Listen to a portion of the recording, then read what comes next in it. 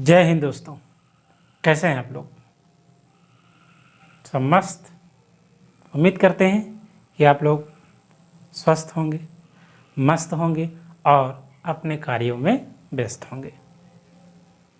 तो आइए आज की क्लास शुरुआत करते हैं। जीवाणु के द्वारा होने वाले रोग।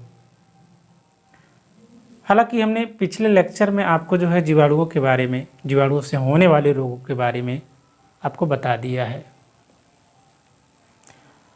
आज कुछ और जीवाणुओं के द्वारा होने वाले रोगों के बारे में चर्चा करेंगे और जानेंगे कि जीवाणुओं के द्वारा और कौन कौन से रोग होते हैं।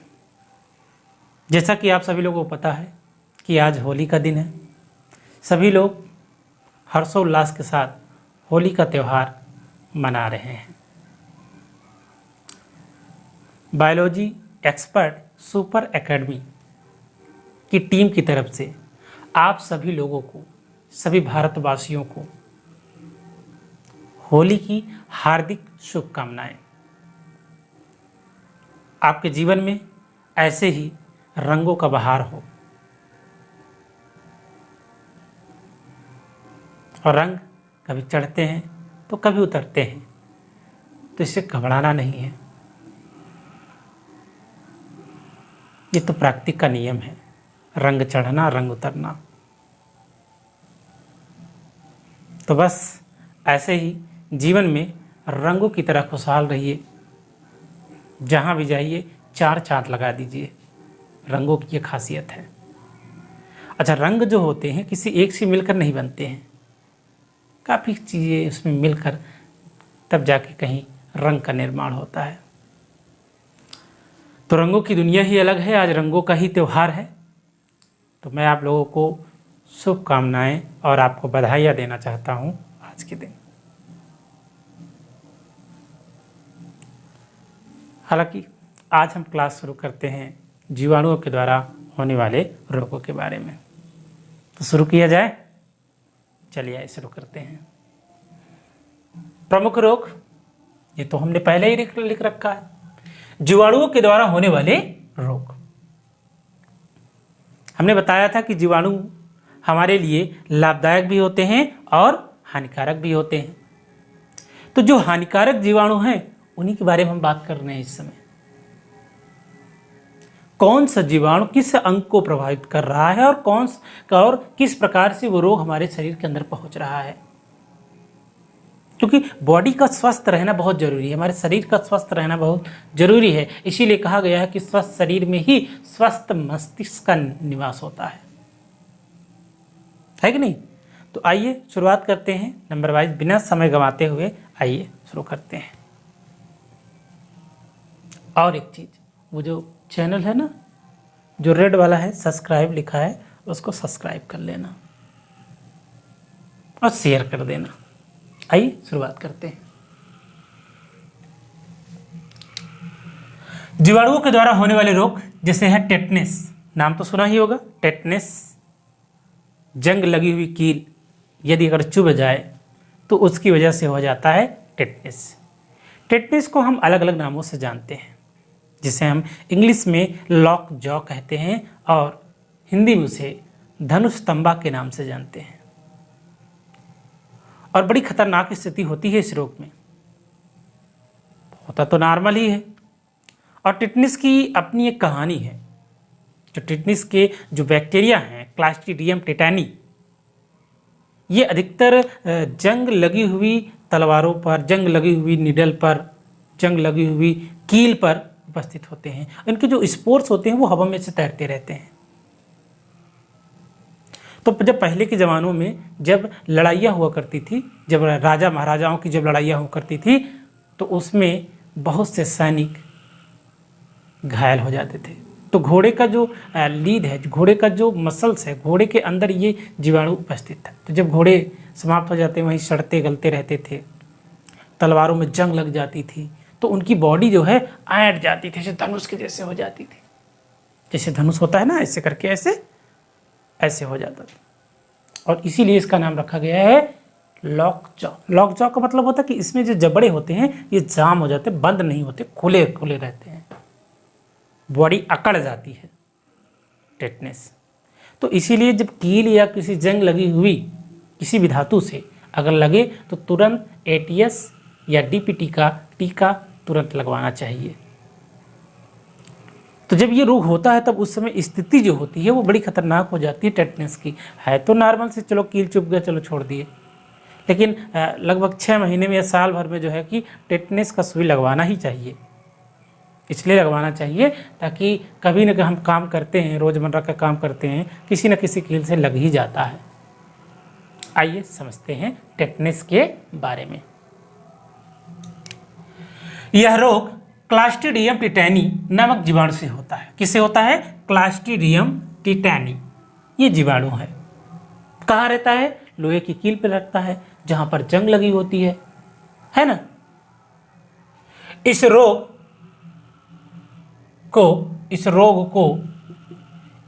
को धनुस्तंभा हमने पहले बताया और लॉक जॉ कहते हैं, इस नाम से भी जाना जाता है।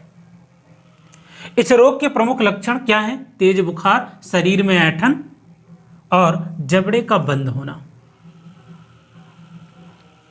जबड़े का बंद होना यानी कि जबड़ा जो है एकदम बिल्कुल लॉक हो जाता है। तो जब ये जबड़ा बंद हो जाएगा बच्चे तो खोलेगा नहीं, तो कैसे कार्य करेगा।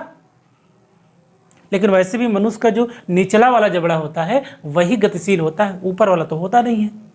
तो जब यही नीचे वाला ही जाम हो जाएगा तो खाना पीना में बहुत दिक्कत होगा, खाना खाने में दिक्कत, पानी पीने में दिक्कत, अंततः उसमें रोगी की मृत्यु हो जाती है। बॉडी अकड़ जाएगी, एकदम धनुष की तरह हो जाएगी।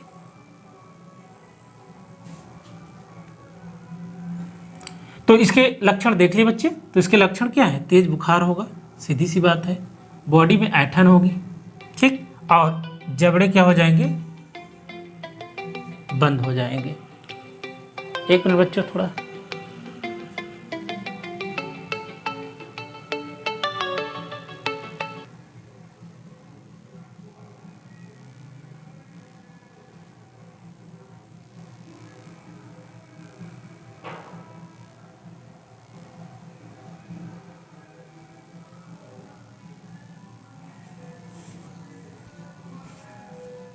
क्षमा चाहते हैं बच्चों, कॉल आ गया था तो इसलिए थोड़ा से इंटरप्ट करना पड़ा, थोड़ा सा रोकना पड़ा।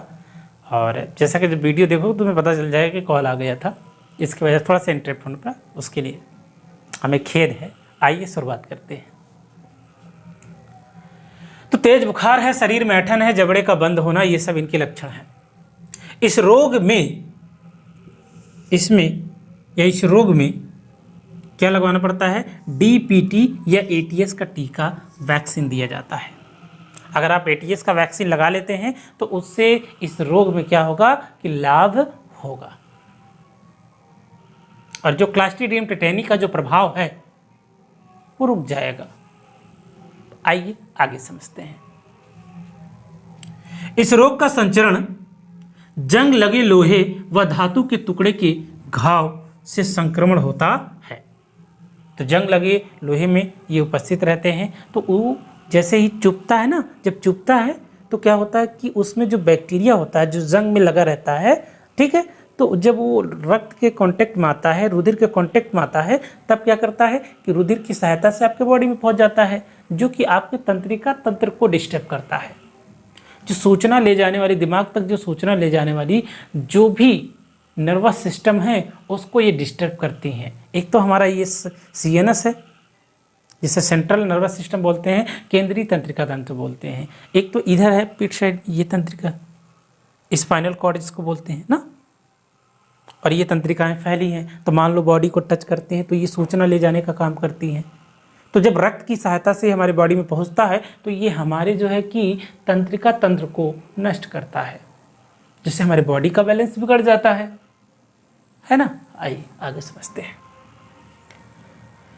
तो जंग लगी लोहे और धातु के टुकड़े संक्रमण से होता है, और इस रोग में तंत्रिका तंत्र प्रभावित होता है। बेटा अगर तंत्रिका तंत्र प्रभावित होता है तो जो सूचनाएं ले जाने का जो काम होता है, ठीक है, वो बंद हो जाएगा, तो हमारे बॉडी का बैलेंस बिगड़ जाता है और शरीर की सारी गतिविधियां धीरे धीरे रुक जाती हैं।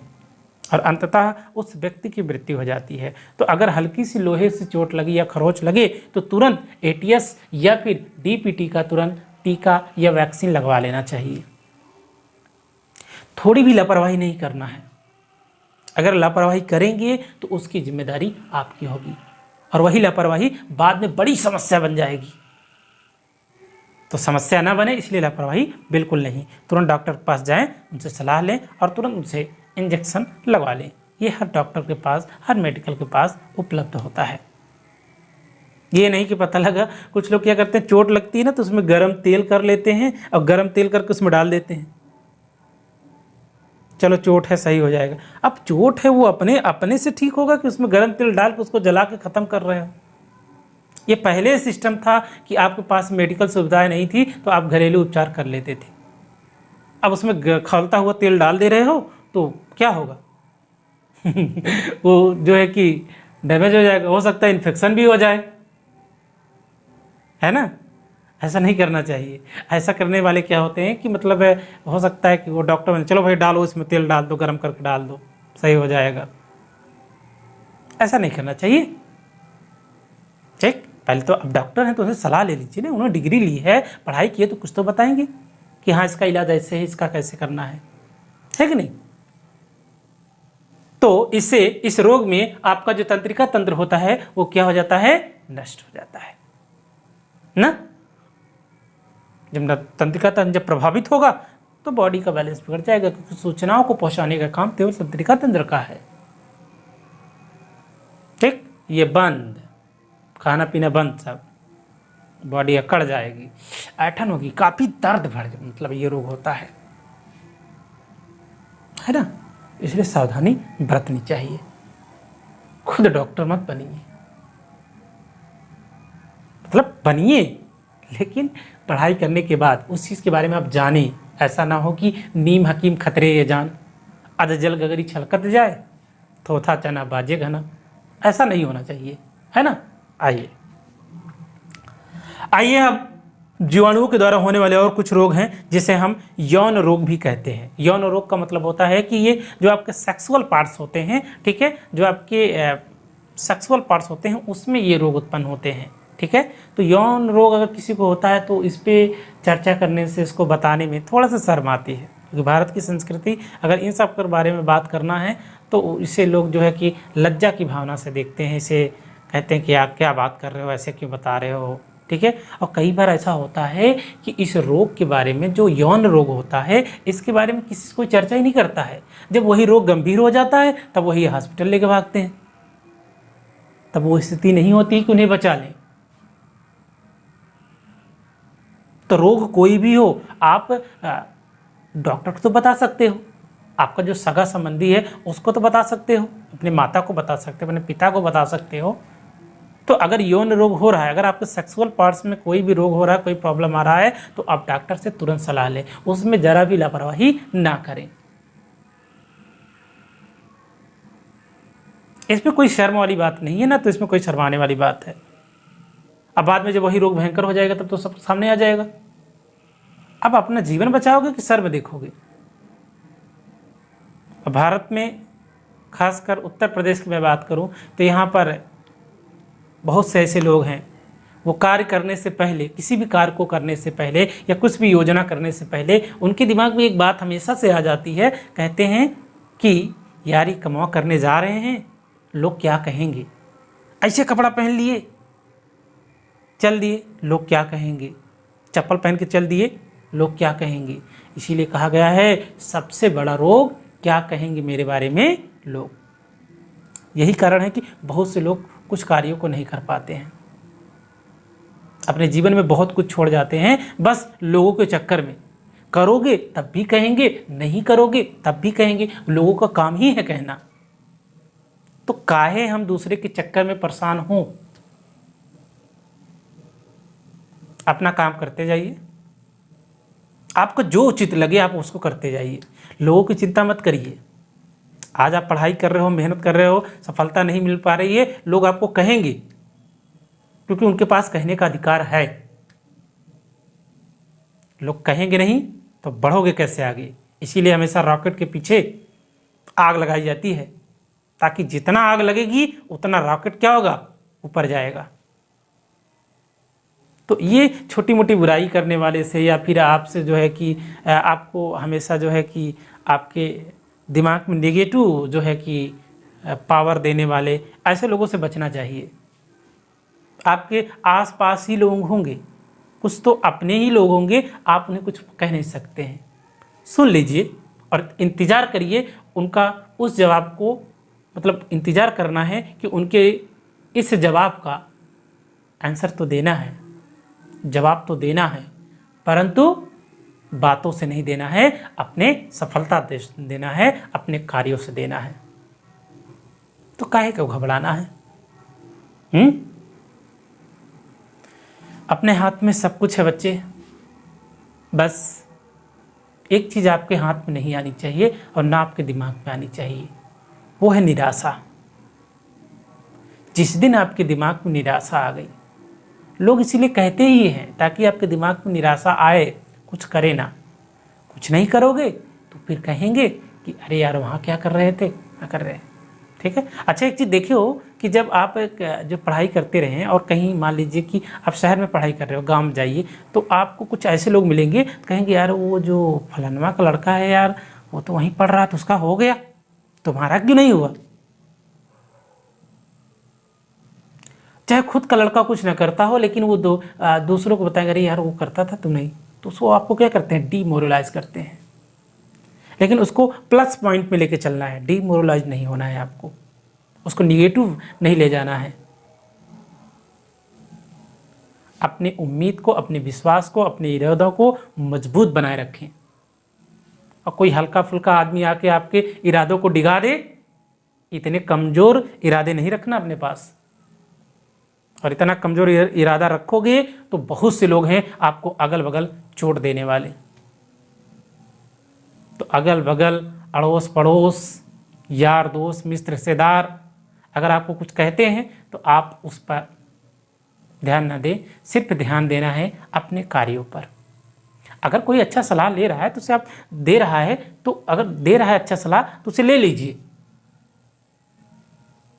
सुनिए सबकी, करिए मन की, क्योंकि करना आपको है। अच्छा करोगे बेटा तो भी आप झेलोगे, बुरा करोगे तो भी आप झेलोगे। जो कुछ झेलना है आपको करना है, क्योंकि आपकी लाइफ है।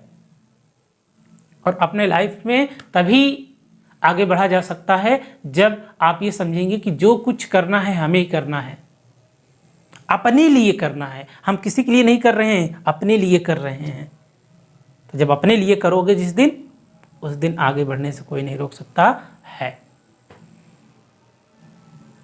चलिए आइए शुरुआत करते हैं सुजाक के बारे में। तो हम बात कर रहे थे यौन रोगों के बारे में। तो यौन रोग, जो कि ये रोग सेक्सुअल पार्ट्स में होते हैं। ठीक है, आइए समझते हैं ये रोग कैसे होते हैं। तो सुजाक का जो कारण है, इसको नाम गोनोरिया भी कहते हैं। ठीक, तो इसका कारण क्या है, नाइसेरिया या नसेरिया गोनोरी जीवाणु। तो यह रोग जो होता है ये नाइसेरिया जीवाणु के कारण से होता है। कहीं कहीं नसेरिया गोनोरी भी लिखा रहता है। तो इस जीवाणु के कारण क्या हो जाता है, सुजाक। सुजाक मतलब कि स्वेलिंग, मतलब सूजन। किसमें, सेक्सुअल पार्ट में। प्रभावित अंग मूत्र मार्ग, जहां से यूरिन पास होता है वहां पर होता है। सुजाक में ये होता है ना, मूत्र मार्ग, जहां से यूरिन पास होता है तो वहां से क्या हो जाता है, सूजन, जिससे यूरिनेशन करने में काफी समस्या होती है। भाई सूजन हो जाएगा तो यूरिन को जो है कि उसको त्यागने में, ठीक है, यूरिन को शरीर से बाहर रिमूव करने में परेशानी होगी ना। खोजकर्ता, मतलब सुजाक के जो खोजकर्ता थे वो कौन है, लुडविग सिक्समंड निसेर। कितने में, 1879 में। इसके लक्षण क्या है कि मूत्र मार्ग में सूजन, प्रसार का माध्यम असुरक्षित यौन संबंध। असुरक्षित यौन संबंध का मतलब होता है कि जैसे कोई पुरुष है या कोई स्त्री है, तो जब वो कई पुरुषों के साथ सेक्सुअल रिलेशनशिप में आती है तो ये होता है असुरक्षित यौन संबंध। अब कौन सी स्त्री को, कौन से पुरुष को कौन सा रोग हुआ रहे और उसके अंदर जो रोग हुआ है वो आप उसके माध्यम से आपके बॉडी में आ जाए, है ना। तो ऐसा होता है असुरक्षित यौन संबंध। ठीक है, तो जो आपका पार्टनर है केवल आप उसके साथ ही रिलेशनशिप में रहें और सहमित रहें, सुरक्षित रहें, नहीं तो ऐसे रोगों का सामना करना पड़ता है। और सुजाक जैसे थोड़ा से स्थिति खतरनाक हो जाती है, यूरिनेशन ठीक प्रकार से नहीं हो पाता है, फिर ऑपरेशन करो, उसको कटवाओ तमाम प्रकार से। इससे अच्छा है कि सावधानी बरत लो, उससे सही हो जाएगा, है ना। आइए आगे समझते हैं। यहाँ कोई दिक्कत नहीं है। सुजाक के खोजकर्ता कौन है? लुडविग और सिग्मंड निसर। अगला है सिफिलिस। ये भी एक प्रकार का यौन संचारित रोग है और सिफिलिस की खोज करने वाले वैज्ञानिक हैं फ्रिट्ज सॉर्डिन व एरिक हॉफमैन 1905 में। फिर से ध्यान से सुन लीजिए कि सिफिलिस के खोजकर्ता कौन है? Fritz Schaudinn, Erich Hoffmann 1905। रोग का कारण क्या है कि किसके कारण होता है? ट्रिपेनोमा जीवाणु। किसके कारण? ट्रिपेनोमा जीवाणु। ध्यान से देख लीजिए, ट्रिपोनेमा पैलिडम जीवाणु, इस कारण से होता है सिफिलिस। प्रसार का माध्यम जो उसमें था बेटा, असुरक्षित यौन संबंध। साफ सफाई न करना, जैसे कपड़ा है तो उसे आप ठीक साफ नहीं कर पा रहे हो, बिस्तर है साफ नहीं कर पा रहे हो, ठीक है। और मासिक चक्र के दौरान जो है कि गंदे कपड़े का इस्तेमाल करना, ठीक है, गंदे हाथों का इस्तेमाल करना, ठीक है, जो आपके प्राइवेट पार्ट्स हैं उसको छूने में, तो इसके माध्यम से जो है कि फैल जाता है असुरक्षित यौन संबंध से। इसके लक्षण क्या है कि शिश्न में घाव हो जाता है। शिश्न मतलब पेनिस, पुरुष का एक प्रकार का सेक्सुअल ऑर्गन है जिसके द्वारा वो क्या करता है? यूरिन को डिस्चार्ज करता है, यूरिन को बाहर निकलता है और इसी जो है कि शिश्न की सहायता से क्या करता है कि पुरुष से जो है कि अपने जो वीर्य होता है, सीमन होता है, वो स्त्री के अंदर, ठीक है, डिपॉजिट करता है या उसको छोड़ता है। तो शिश्न में जो पेनिस होता है उसमें क्या हो जाता है? घाव हो जाता है। प्रभावित अंग शिश्न किसमें होता है बेटा? पुरुषों में, ठीक है, सिफिलिस। तो ये हो गया, ये हो गया, ये हो गया। अब आगे समझते हैं। अगला है, लास्ट है जीवाणु द्वारा होने वाला रोग, ठीक है। जीवाणु द्वारा होने वाला जो लास्ट टॉपिक है यहां से खत्म हो जाएगा, ठीक है। आइए आगे समझते हैं।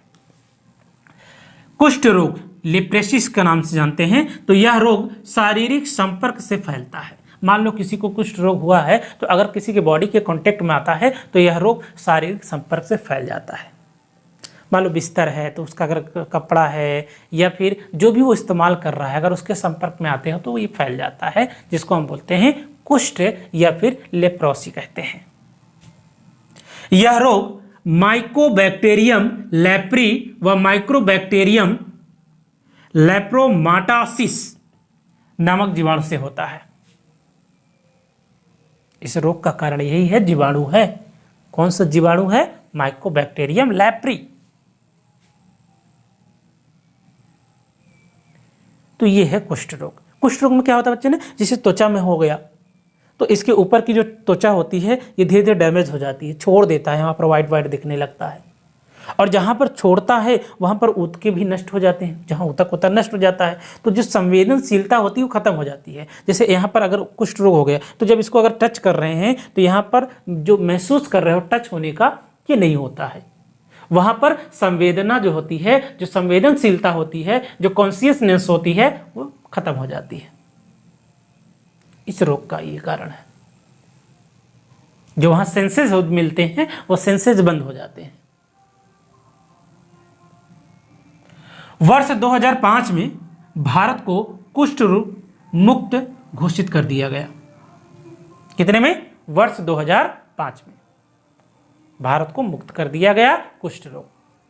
नहीं तो ये ऐसा रोग है बहुत अच्छे, मतलब कह सकते हैं बड़ी खतरनाक स्थिति होती है इसमें, मतलब ऐसा होना नहीं चाहिए, किसी को हो ही ना, लेकिन हो जाता है।